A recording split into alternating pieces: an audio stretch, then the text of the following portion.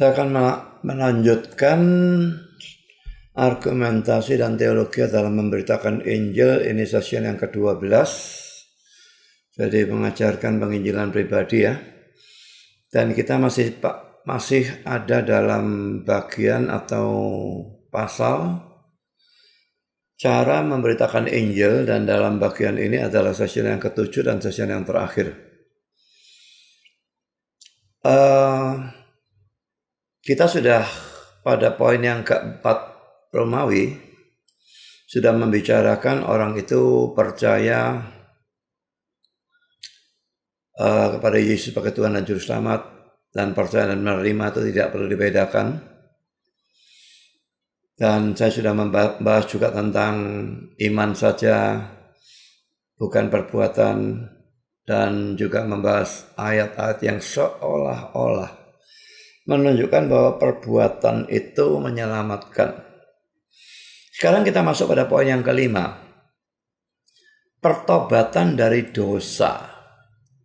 Jadi di sini pertobatan bukan dalam arti pertobatan percaya kepada Kristus itu ya, tapi betul-betul membuangi dosa. Dan itu bisa membuang dosa yang aktif ataupun pasif. Kalau dosa yang aktif, kita melakukan apa yang Tuhan larang. Tuhan mengatakan jangan berdusta, kita berdusta. Nah, itu kita harus bertobat.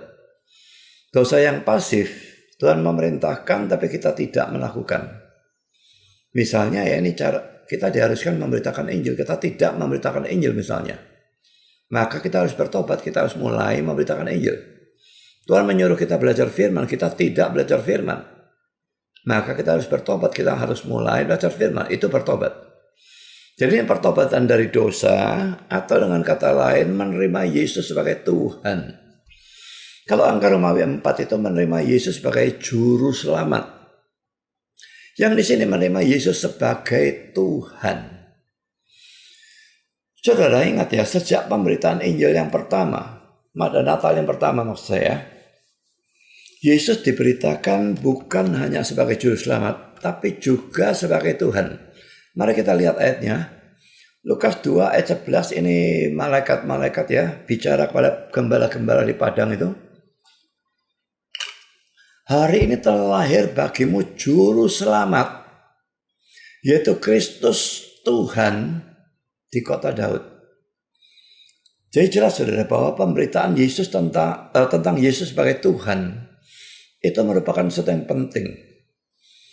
Pemberitaan Yesus sebagai Juru Selamat dan sebagai Tuhan itu digabungkan di dalam pemberitaan pada Natal pertama oleh malaikat kepada gembala. Dan kalau itu digabungkan oleh mereka, tidak bisa kita pisahkan, lalu kita hanya beritakan Yesus sebagai Juru Selamat. Pakai Tuhan tidak usah, tidak bisa saudara. Kalau kita menerima Yesus sebagai Juru Selamat, kita harus juga menerima Yesus sebagai Tuhan. Dan kalau kita menerima Yesus sebagai Tuhan, Tuhan itu kontrasnya atau lawan katanya adalah hamba. Kalau Tuhan mungkin pegawai atau pelayan. Tapi kalau Tuhan, lawan katanya tuh hamba atau budak. Jadi kalau kita menerima Yesus sebagai Tuhan, itu berarti kita menjadi hambanya atau budaknya. Dan bagaimana saudara? Sikap hamba atau budak terhadap Tuhannya itu bagaimana? Kita harus mentaati segala perintahnya. Hamba atau budak itu milik dari Tuhannya. Dan karena itu melayani, mentaati semua apapun yang dia mau.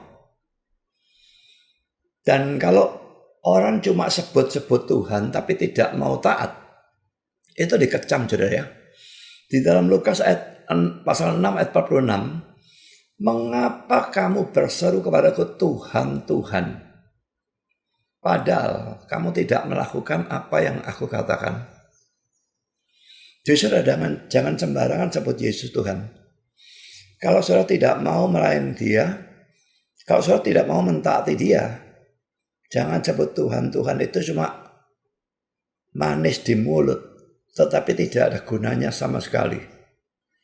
Kalau kita menyebut dia Tuhan, dan kita konsisten dengan sebutan itu, kita harus mentaati dia dan melakukan apa saja yang dia katakan atau perintahkan. Dan itu berarti orang itu harus bertobat dari segala dosanya. Segala ini maksudnya jangan dipilih-pilih ya.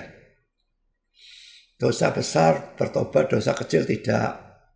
Dosa tertentu ya itu tidak terlalu memberatkan bagi aku, kalau dibuang ya sudah aku buang. Tapi dosa yang satu ini aku cintai teman, aku tidak mau bertobat, tidak bisa sudah sebetulnya ya. Berusaha, perkara gagal itu lain urusan.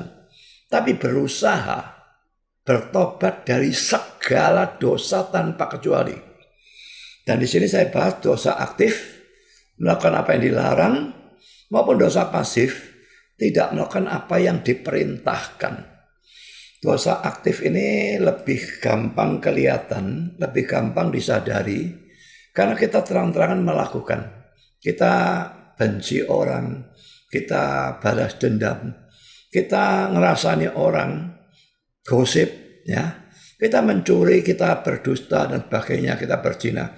Itu jelas sekali kelihatan. Tapi dosa pasif, saudara, kita tidak melakukan yang Tuhan perintahkan.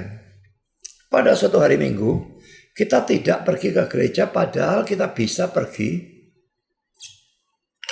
Atau kalau pada zaman sekarang ini ada kebaktian online dan kita bisa ikut, tapi kita tidak mau ikut, kita tidur saja.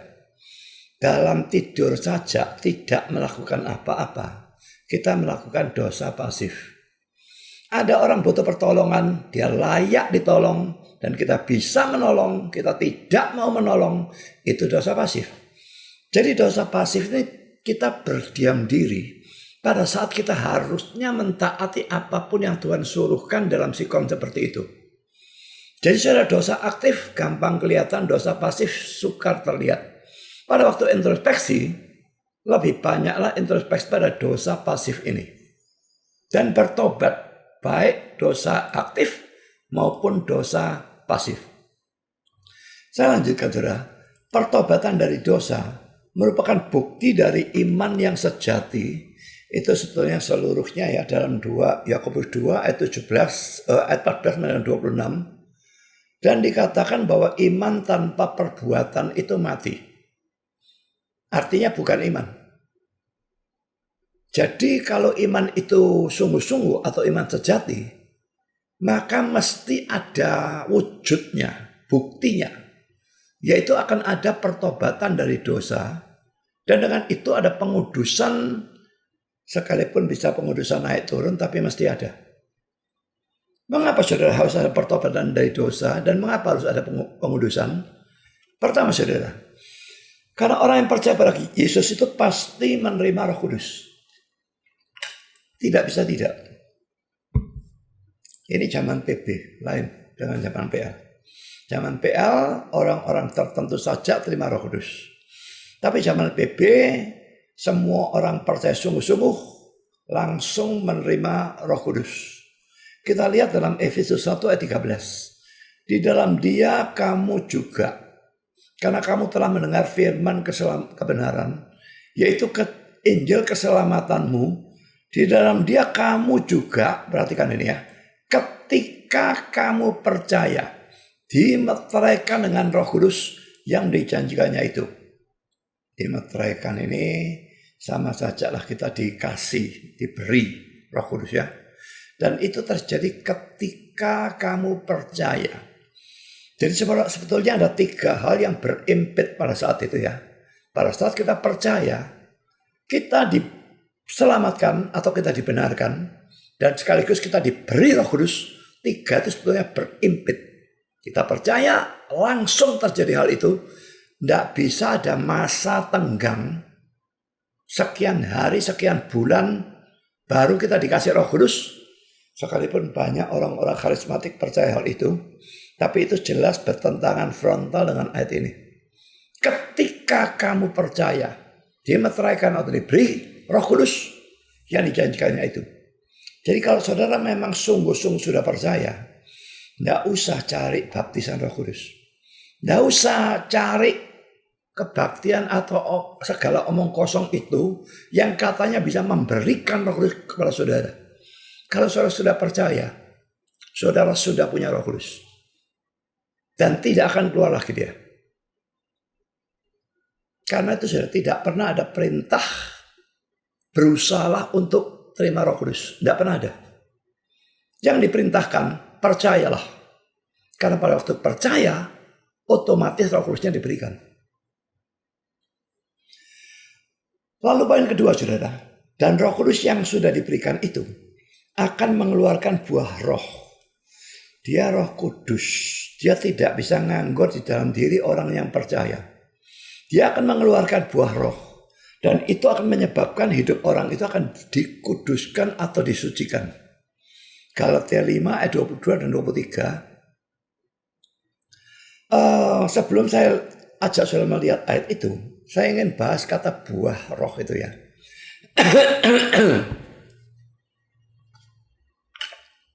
Alkitab tidak menggunakan kata asal pilih, asal comot gitu saja ya.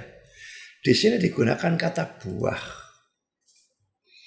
Dan tentu antara kata ini dan realitanya itu pasti ada persamaan.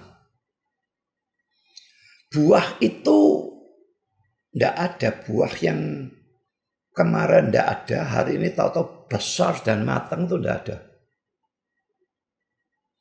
Buah itu pertama kecil sekali. Membesarnya itu perlahan-lahan proses. Setelah membesarnya itu mentok. Matangnya pun proses lagi. Biasanya pada ujungnya matang lebih dulu. Terus sampai pangkalnya. Kalau buah itu seperti itu. Dan istilah buah itu dipakai di sini. Untuk menunjuk pada pengudusan. Maka pengudusan itu juga seperti itu. Ingat ya, tidak ada pengudusan yang instan ya. Sekarang langsung dari berdosanya sebanyak-banyaknya tahu-tahu suci murni. Suci murni itu tidak pernah terjadi saudara. Nanti setelah mati baru kita disempurnakan. Ibrani 12 ayat 23. Pengudusan berjalan terus seumur hidup. Tidak akan pernah menjadi sempurna. Tapi yaitu tetap harus ada. Sedikit demi sedikit kita makin lama makin kudus, makin lama makin suci. Kalau sudah jatuh bangun dalam pengudusan, jangan terlalu heran. Itu dialami semua orang. Tidak ada orang pengudusannya tuh garis linear yang terus naik tanpa ada jatuhnya. Tidak mungkin. Naik turun itu pasti ada. Tapi secara umum, kalau saudara sudah menjadi Kristen katakanlah 5 tahun atau 10 tahun. Mesti ada perubahan hidup ke arah positif dibandingkan waktu saudara pertama jadi Kristen. Tidak bisa tidak. Lalu saudara, mari kita sekarang lihat ayat ini ya. Galatia 5 ayat 22 dan 23.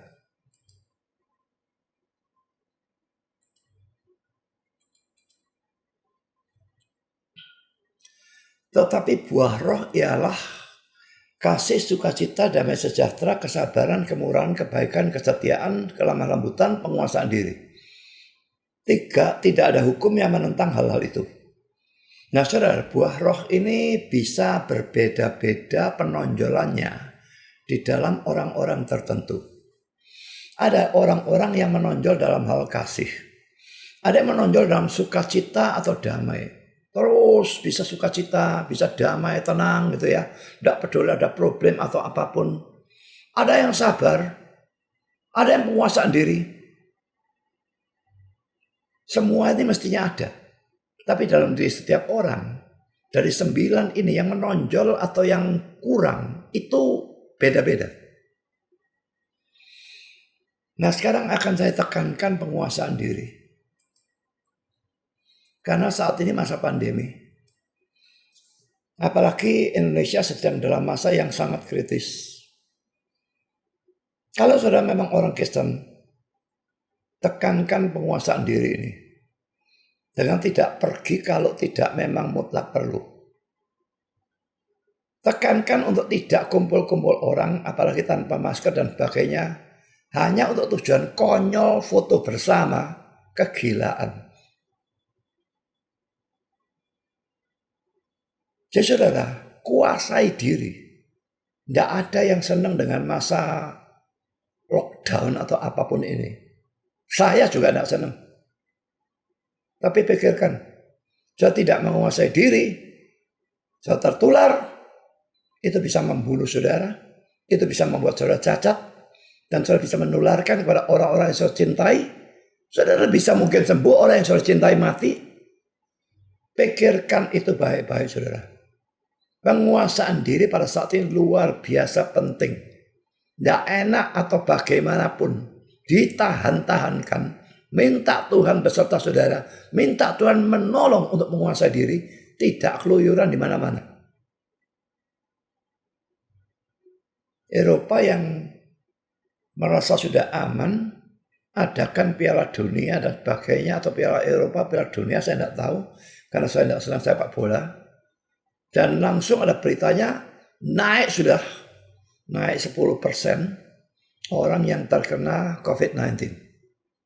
Jadi saudara, mereka sudah banyak divaksin, dengan vaksin yang lebih bagus dari vaksin yang kita terima, tapi kenyataannya tetap naik. Justru jangan sembarangan dengan hal-hal ini ya. Penguasaan diri penting. Tapi kembali kepada topik ini, meninggalkan wabah COVID. Semua ini masih ada. Penonjolannya berbeda-beda untuk setiap orang. Dan setiap orang sebetulnya introspeksi. Dalam hal-hal yang menonjol, pertahankan. Bahkan tingkatkan. Tapi dalam hal di mana kita kurang, itu mesti disoroti secara khusus. Dan ditekankan supaya kita maju dalam hal yang kurang itu. Tapi kita memang tidak bisa menuntut seadanya orang, ataupun diri kita sendiri, ataupun orang lain, untuk sama rata dalam 9 buah roh ini. Tidak mungkin. Tetap setiap orang berbeda-beda, karakter dasarnya beda dan sebagainya, sehingga akan ada perbedaan buah roh. Tapi yang penting mesti ada. Kalau tidak ada sama sekali 9 ini, dia bukan Kristen. Jadi saudara, buah, kembali kepada istilah buah, saya sudah katakan, bertumbuhnya perlahan-lahan. Matangnya perlahan-lahan. Saya pernah membaca suatu buku yang pastinya dikeluarkan oleh kalangan karismatik. Dan mereka percaya orang itu punya roh jahat dalam dirinya, sekalipun orang itu percaya. Ada roh dusta, ada roh zina, ada roh ini, waduh banyak. Lalu ditangkingi roh-roh itu saudara. Dan mereka percaya roh dusta itu yang menyebabkan dia terus berdusta. Roh zina itu menyebabkan dia terus berzina dan sebagainya. Ditangking sampai keluar 99 roh. Yang satu, masih ada sisa satu, karena yang masuk itu 100. Sisa satu, tidak keluar-keluar. Akhirnya tangking setelah lama yang ke-100 keluar juga. Coba pikirkan saudara, kalau ajaran seperti itu benar, berarti tadinya dia 100 dosa itu musnah semua ya. Ini pengudusan yang bukan pengudusan bertahap, tapi pengudusan instan. Dan itu nonsens, itu sama dengan buah yang tadinya kecil, besoknya tahu-tahu besar dan matang total. Itu nonsens, tidak ada pengudusan model seperti itu. Kalau kita percaya justification atau pembenaran itu instan, langsung. Tapi setelah kita percaya sanctification atau pengudusan, itu proses seumur hidup. Jadi pertobatan dari dosa, kita mesti usahakan terus-menerus. Dan pada waktu kita memberitakan Injil, kita tidak bisa mendorong orang itu hanya untuk percaya kepada Kristus, terima sebagai juru selamat. Tapi juga percaya dan terima sebagai Tuhan. Berarti orang itu harus menguduskan diri, bukan untuk selamat, tapi sebagai bukti kalau dia sudah selamat. Dan juga sebagai suatu kesaksian yang baik bagi orang-orang, sebagai bukti cinta pada Tuhan dan sebagainya. Terima sebagai juru selamat, itu yang menyelamatkan. tapi terima sebagai Tuhan, itu yang membuktikan.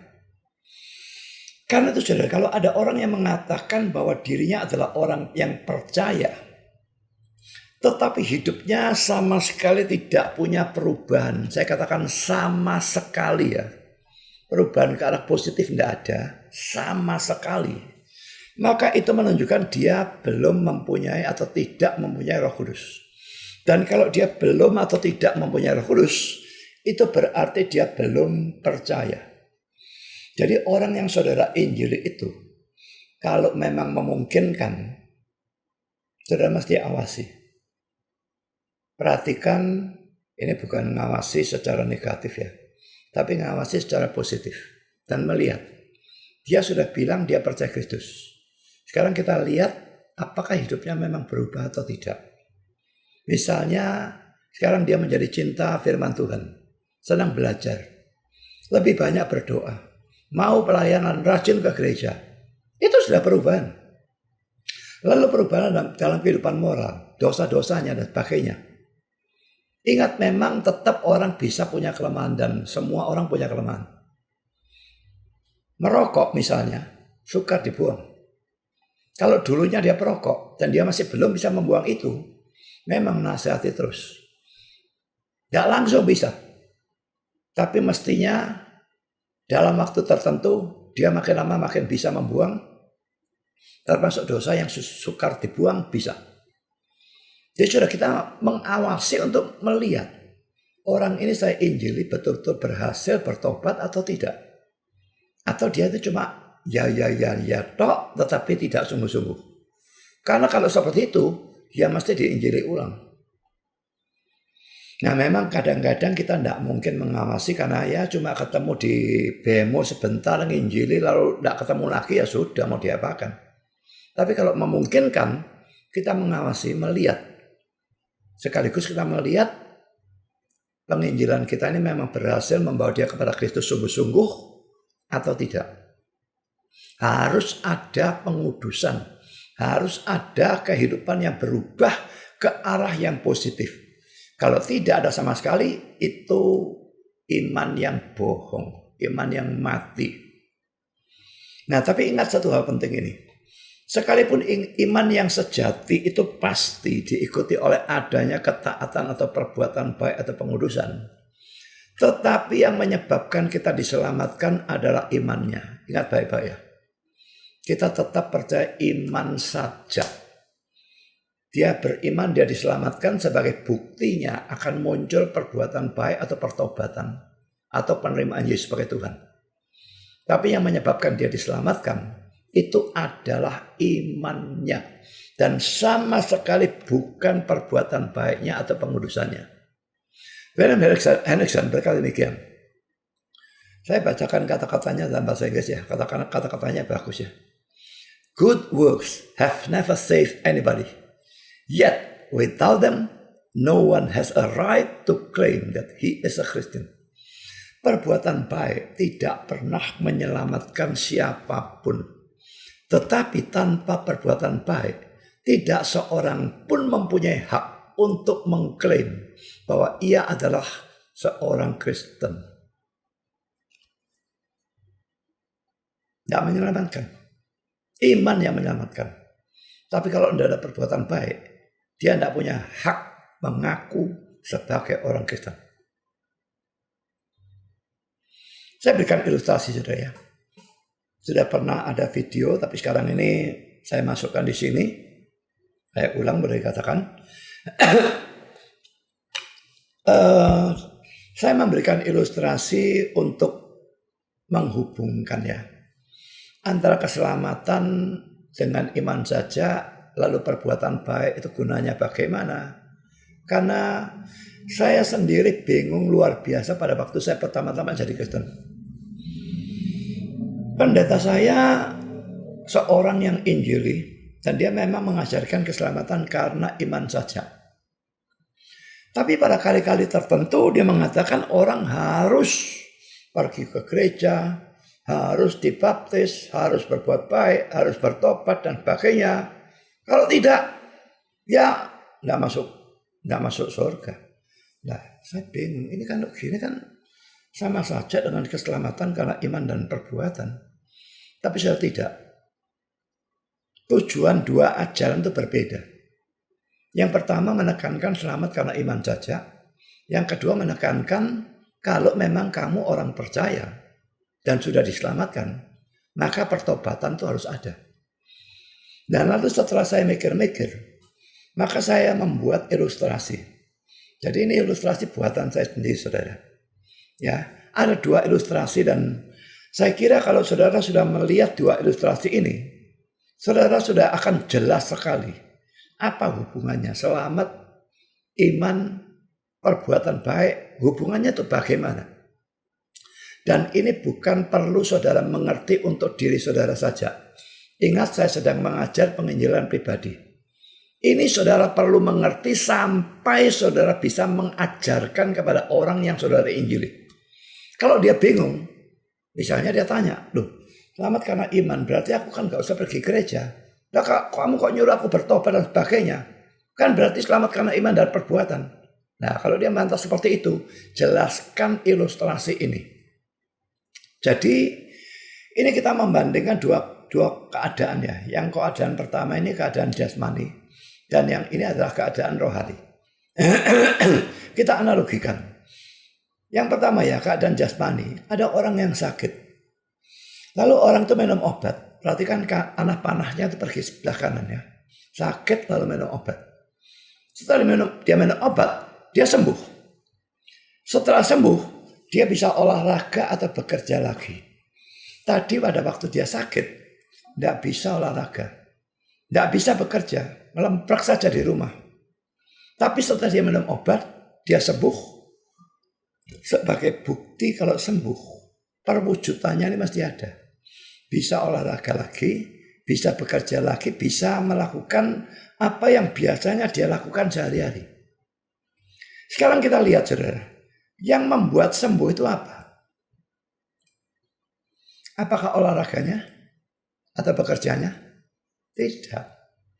Yang membuat sembuh ini adalah obat. Olahraganya ini bukti kalau dia sudah sembuh. Bagaimana sekarang kalau ada orang sudah minum obat dan dia yakin mengklaim sudah sembuh, tapi tetap diajak olahraga tidak bisa, diajak bekerja, diajak melakukan hal sehari-hari tidak bisa. Bagaimana? Berarti ya dia sebetulnya belum sembuh. Nah, kok sudah minum obat belum sembuh?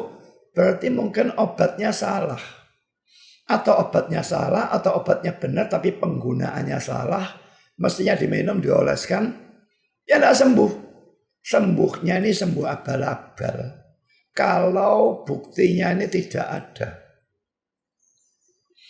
Kalau buktinya ini ada, baru bisa kita katakan itu sembuh yang sungguh-sungguh. Dan berarti obatnya itu benar dan digunakan secara benar. Sekarang saudara, analoginya dalam dunia rohani. Orang sakit ini orang berdosa. Di sini minum obat, di sini dia beriman kepada Kristus. Di sini dia sembuh, di sini dia selamat. Di sini dia bisa olahraga, bisa kerja normal lagi. Di sini dia bisa taat, bisa berbuat baik. Nah, sama seperti di atas. Taat atau berbuat baik ini bukanlah yang menyembuhkan. Bukanlah yang menyelamatkan. Ini wujud kalau sudah selamat. Selamat ini karena apa? Karena iman. Jadi iman membuat selamat. Bukan taat atau berbuat baiknya yang membuat selamat. Anak panahnya ke sebelah kanan. Selamat menyebabkan akhirnya bisa taat, bisa berbuat baik.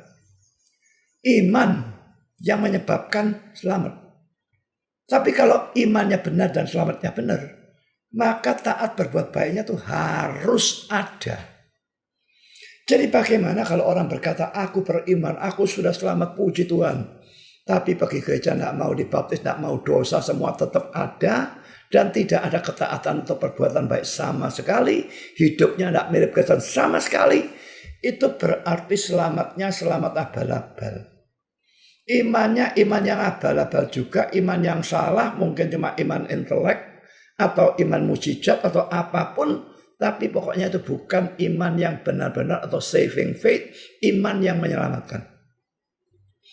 Jadi ingat saudara, ini dua ilustrasi yang dalam dunia jasmani, dunia rohani. Kita jadikan satu, kita gunakan untuk menjelaskan. Tonton bagian ini berulang-ulang atau cari video saya yang lain yang menjelaskan bagian ini. Cuma 15 menit kalau tidak salah video itu. Dan tonton berulang-ulang bukan hanya sampai saudara mengerti.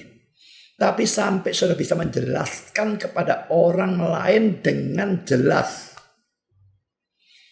Jadi ini ada kata-katanya yang diberikan di sini. Apa yang menyebabkan sembuh? Tentu saja obat. Bukan olahraga atau bekerja. Nah, olahraga atau bekerja hanya merupakan bukti bahwa orang itu sudah sembuh. Karena itu, kalau seseorang berkata bahwa dia sudah minum obat dan sudah sembuh, tetapi dia tetap tidak bisa berolahraga atau bekerja, maksudnya tetap hidupnya tidak normal, ngelemprek terus, maka pasti ada yang salah dengan obatnya. Nah, sekarang demikian juga dengan orang berdosa. Dia selamat karena iman, bukan karena perbuatan baik. Tapi kalau seseorang berkata bahwa dia sudah beriman dan sudah selamat, tapi dalam hidupnya sama sekali tidak ada perbuatan baik atau ketaatan, maka pasti ada yang salah dengan imannya. Orang yang seperti ini perlu diinjili ulang. Sekarang saudara, kita melihat ilustrasi kedua, ini juga buatan saya, saudara ya. Dalam ilustrasi yang kedua ini kita melihat garis waktu. Jadi kita melihat pada garis waktu itu, maksud saya garis waktu itu ini ya.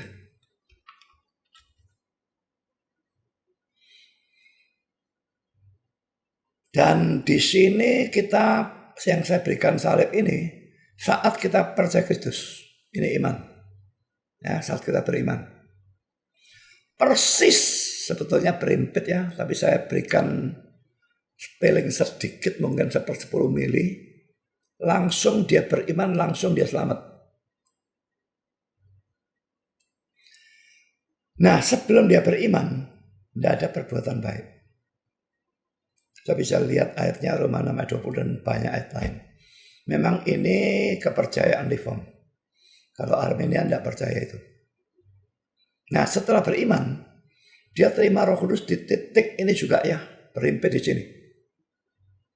Maka lalu ada Roh Kudus, maka ada buah roh, ada perbuatan baik. Perbuatan baik baru ada setelah dia beriman dan setelah dia selamat.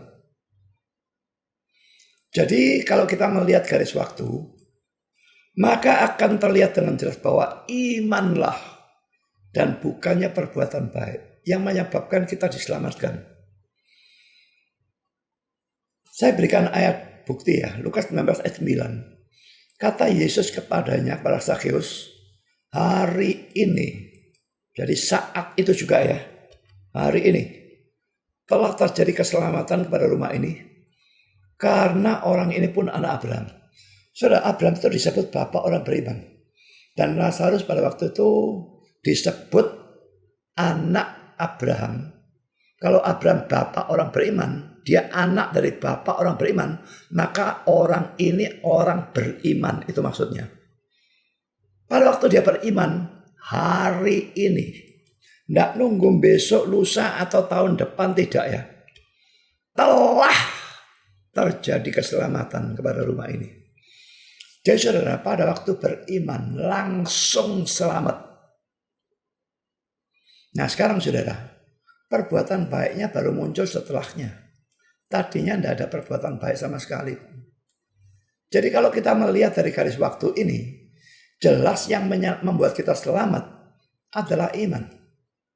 Perbuatan baiknya muncul setelahnya. Tidak mungkin perbuatan baik itu yang menyebabkan selamat. Perbuatan baik itu bukti kalau kita beriman sungguh-sungguh dan sudah selamat, maka perbuatan baiknya itu mesti muncul. Nah kalau orang mengklaim dirinya beriman dan sudah selamat, tapi perbuatan baiknya tidak ada, berarti dia masih ada di bagian ini. Dia belum selamat, dia belum beriman. Jadi saudara, dua ilustrasi ini ada ilustrasi yang sangat jelas. Garis waktu ini sudah menunjukkan secara mutlak bahwa tidak mungkin kita selamat itu karena perbuatan baik. Karena perbuatan baiknya terjadi setelah kita selamat. Beriman langsung selamat, baru ada perbuatan baik. Jadi perbuatan baik ini wujud. Memang harus ada. Kalau tidak ada berarti kita masih di sini. Berarti kita belum beriman. Masih di sini. Jadi perbuatan baiknya harus ada seperti kata-kata William Hendriksen tadi. Kalau tidak ada perbuatan baik, orang itu tidak berhak mengklaim diri sebagai orang Kristen. Tapi perbuatan baik ini cuma bukti. Yang menyelamatkan tetap hanya iman. Saya harap dengan dua ilustrasi ini, saudara bisa mengerti dengan jelas hubungan antara selamat karena iman saja dengan keharusan berbuat baik dan sebagai bukti. Jangan kacau balau dalam hal ini. Ingat saudara, sangat banyak orang Kristen bahkan hamba Tuhan kacau dalam persoalan ini. Saudara bukan hanya perlu mengerti untuk diri sendiri, tapi mengertilah sampai saudara bisa menjelaskan. Jadi setelah mempelajari ini, coba ngomong sendiri di dalam kamar. Pura-pura ngomong pada orang yang sudah injili. Dan katakan semua itu sejelas mungkin. Kata-katanya sudah saya beri. Kalau merasa kurang, dengarkan lagi bagian ini. Tonton ulang sampai bisa. Karena menjelaskan dengan ilustrasi ini sangat-sangat penting. Dan kalau misalnya orang tanya dasarnya gampang saudara. Jelas sudah saya pernah berikan ya. Bahwa orang beriman itu menyebabkan selamat. Hanya iman. Itu sudah pernah saya ajarkan. Dan saya tunjukkan juga Yakobus pasal 2. Itu menunjukkan bahwa tidak bisa orang beriman tapi tidak ada perbuatan baik. Itu iman yang mati.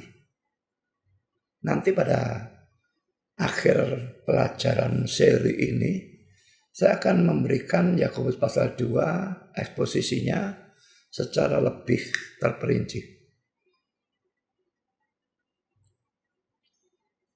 Pelajaran ini sampai di sini saja. Kita dalam pelajaran yang akan datang, kita akan mulai masuk dalam perdebatannya ya. Jadi di session 13 yang akan datang, saya akan mengajarkan kalau orang menolak keberatannya ini, jawabannya apa? Keberatannya ini, jawabnya apa? Dengan demikian sudah bisa menjawab orang-orang itu keberatan, kita bisa menjawab jawaban secara alkitabiah itu apa? Dengan harapan keberatan dia bisa disingkirkan dan dia bisa bertobat.